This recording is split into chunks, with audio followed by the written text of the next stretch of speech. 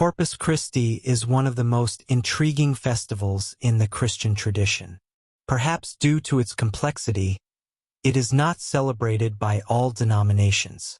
Despite spanning generations over thousands of years, its true origin and meaning remain unknown to many.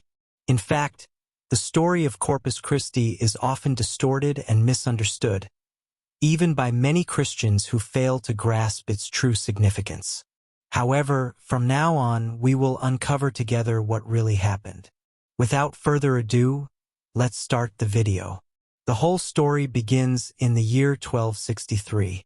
At that time, Europe was a mosaic of fervent beliefs and intense religious practices. Amid this setting, there was a priest from Prague, a city in the north of Italy. This priest, named Peter, was experiencing a great crisis of faith. He had doubts about the real presence of Jesus Christ in the Holy Eucharist, a problem that deeply tormented his soul. Determined to find answers and strengthen his faith, the priest decided to make a pilgrimage to Rome, the Eternal City. In those times, many believers made pilgrimages to the tombs of the apostles St. Peter and St. Paul in Rome, seeking an increase in faith and divine graces. So Peter set off from Prague, crossing various regions on his spiritual journey. Along the way, he decided to stop in the town of Bolena. Bolena was known for its devotion to Saint Christina, a virgin and martyr from the 3rd or 4th century. The town of Bolena, with its enormous and beautiful lake, was a place of great faith and religious history.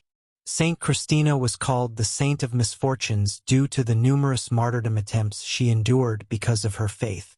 Born into a pagan family, Saint Christina converted to Christianity at a young age despite her parents' objections. Her devotion to the Christian faith aroused the anger of her own father, who held a prominent position in the town of Bolena. Determined to make her renounce her faith, her father subjected her to a series of tortures and attempts on her life. However, according to tradition, all attempts to kill her failed due to miraculous interventions. Finally, he decided to tie a heavy stone to Christina's body and throw her into Lake Bolena, believing this would kill her. However, a miracle occurred. Instead of sinking, the stone to which Saint Christina was tied miraculously floated on the water's surface, sustaining her and preventing her from drowning. If you're curious to find out what happens next, please click the like button, subscribe to the channel, and keep watching the video. As the stone floated, Saint Christina remained on it, protected by divine intervention. This surprising and miraculous event witnessed God's protection of Saint Christina amid difficulties. Moreover, as Saint Christina floated on the stone, her footprints remained marked on it. To this day, these footprints became tangible evidence of the miracle that had occurred and a sacred relic for the faithful.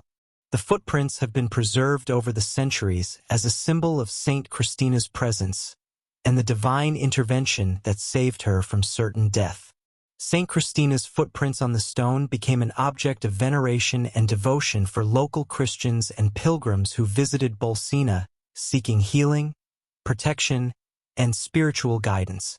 This miraculous event caused Christina's father, upon witnessing the prodigy, to suffer a collapse and die. Christina, though she survived, continued to face multiple attempts at martyrdom, but was always saved by divine interventions until her death. The devotion to Saint Christina was intense in Bolena, and many pilgrims visited her tomb seeking blessings.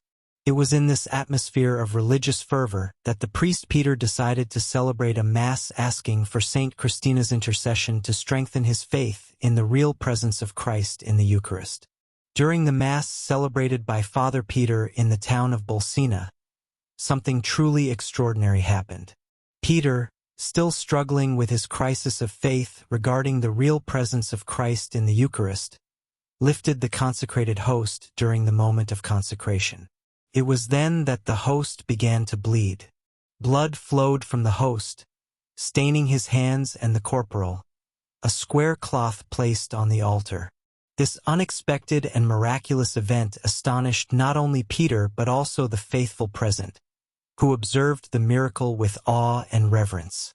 Father Peter, overwhelmed by a mix of emotion, astonishment, and spiritual relief, could not continue the celebration of the Mass.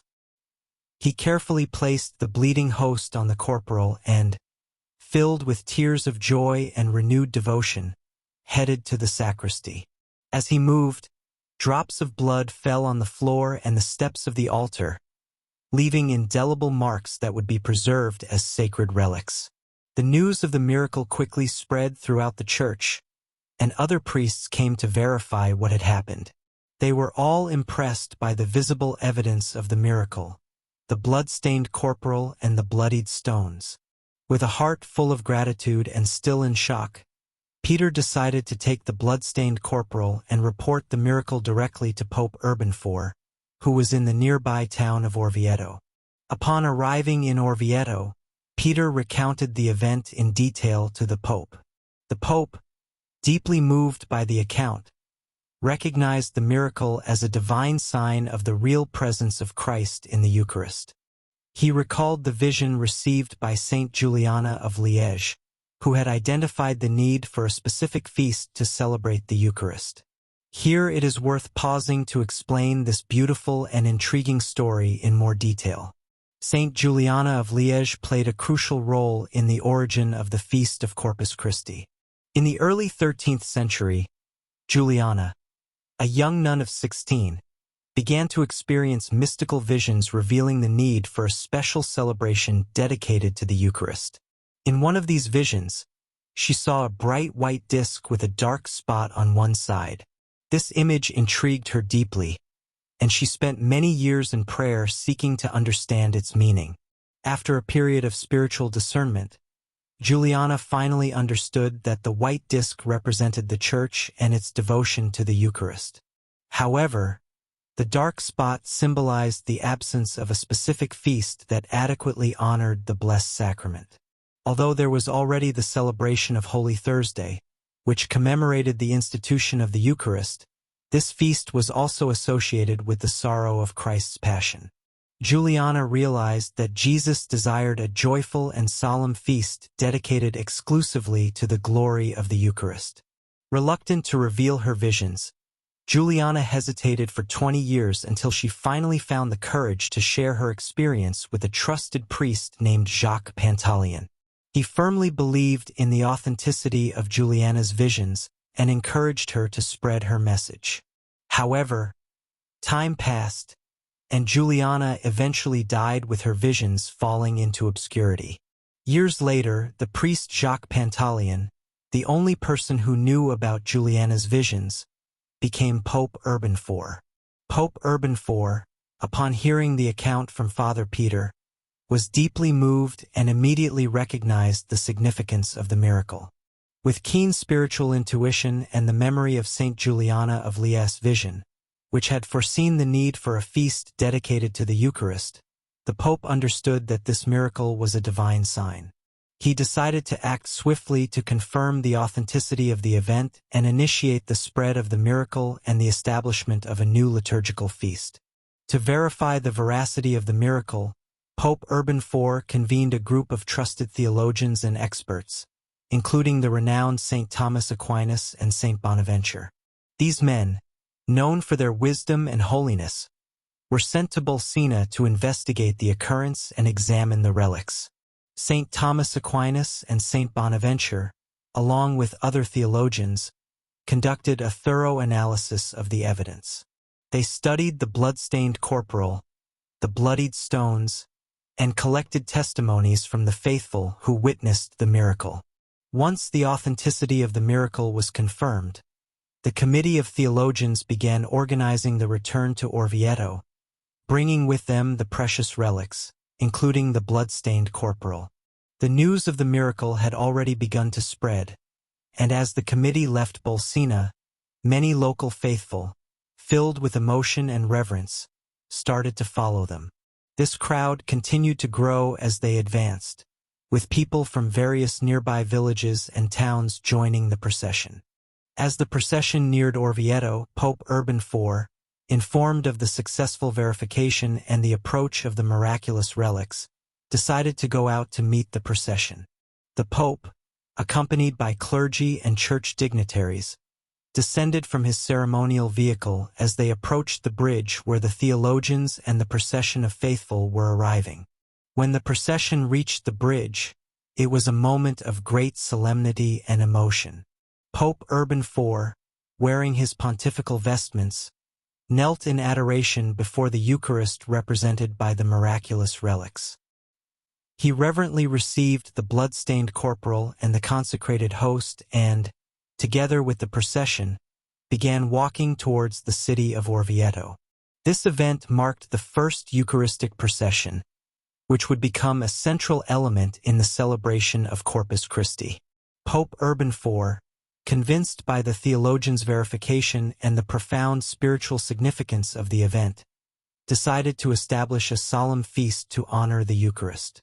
In 1264, he issued the bull Transitoris, decreeing the creation of the Feast of Corpus Christi.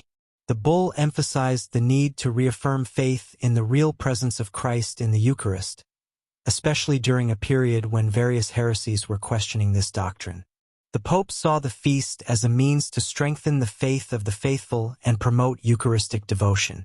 He also highlighted the role of Eucharistic miracles, such as the one at Bolena, as divine signs confirming the truth of Christ's presence in the consecrated bread and wine. Following the decree of the feast, Pope Urban IV took steps to ensure that the new celebration would be marked by a rich and deeply spiritual liturgy. Understanding the importance of an appropriate rite that captured the essence and glory of the Eucharist, the Pope called upon some of the most renowned theologians of his time to compose the hymns and prayers to be used in the solemnity. Among the theologians summoned were St. Thomas Aquinas and St. Bonaventure, both intellectual and spiritual giants of the 13th century. When the time came to unveil the hymns, all the theologians gathered in the presence of the Pope. St. Thomas Aquinas, known for his profound scholarship and spirituality, was the first to present his composition. St. Thomas began to recite his hymn Lauda Shaun. This hymn, through richly crafted verses, expresses the belief in the real presence of Christ in the Eucharist and the reverence due to this sacrament. St. Thomas's performance was so marvelous and inspiring that all the other theologians present remained silent, deeply moved by the perfection and spirituality of his words. With great humility and recognition of the superiority of St. Thomas's work, each of them tore up their own manuscripts, acknowledging that St. Thomas's hymn perfectly captured the spirit and purpose of the new feast. Thus, Lauda Shaun became the official hymn of the Feast of Corpus Christi. This event not only highlighted the extraordinary theological and poetic skill of St. Thomas Aquinas, but also underscored the unity and humility among the greatest theologians of the Church in recognizing the most suitable work to glorify the Eucharist. The first celebration of the Feast of Corpus Christi, instituted by Pope Urban IV, marked a moment of profound devotion and joy in the Church.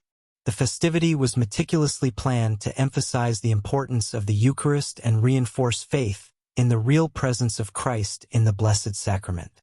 The inaugural celebration of Corpus Christi featured a solemn Eucharistic procession, an event that would become a central tradition of the feast.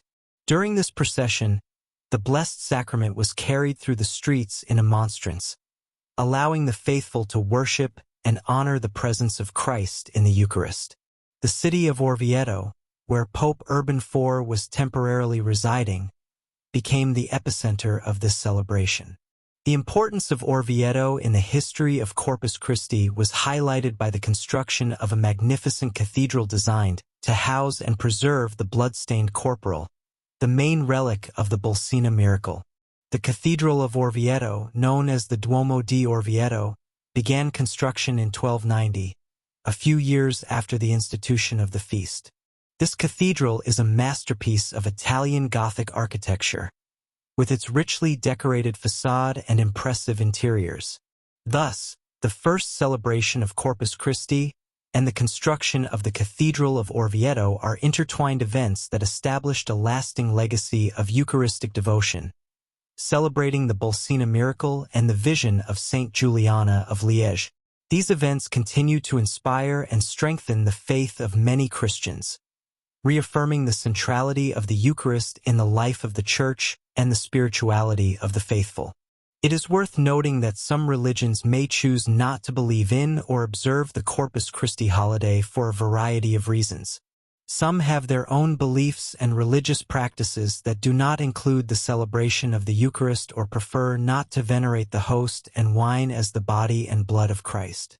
Additionally, there may be theological and interpretative differences regarding the nature of the Eucharist and what is written in the pages of the Bible.